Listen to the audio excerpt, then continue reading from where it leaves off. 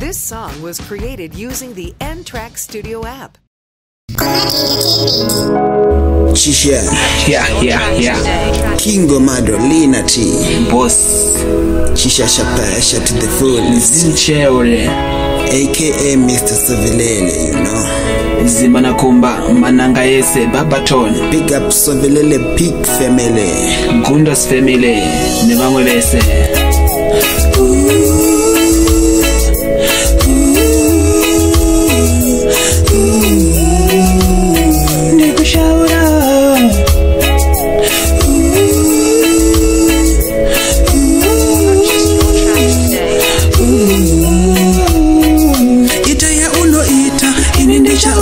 Ndopindane ipi kuzilapu yatinoita andizivi kuti ichazotigumisa kupi kugara tichirovana kunge mombe yaramba kupinda mudipi medzisiro yazvo mumwe wedu achazonomukira ukapadripi chisho unokuvara ndiwe anokuvara ndini achakuvara ndemumwe pakati pedu kana kuti mumwe achanomukira kuchipatara ipapo upenyu nenge watoparara mumwe achatozo yotomara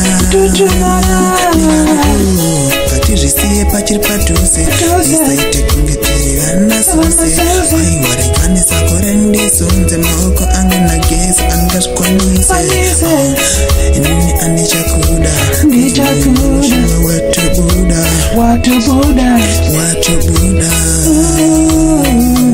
ita yaunoita ini chaona kuti ndopinda neipi kozilavu yatinoita andizivi ichazonotigumisa kupi Mumwe kare tichirovana kunge mombe yaramba kupinda mudipi medzisiro yazvo mumwe pakati pedu achanomukira padripi Chakurova akatapweteka mukadzi pande yezirume aiwa unanyadzi uchazarori bachura uchatambura uchayaura ndatoshaura kana uri mukadzi uchityisa kamurume achazofa uchasara uri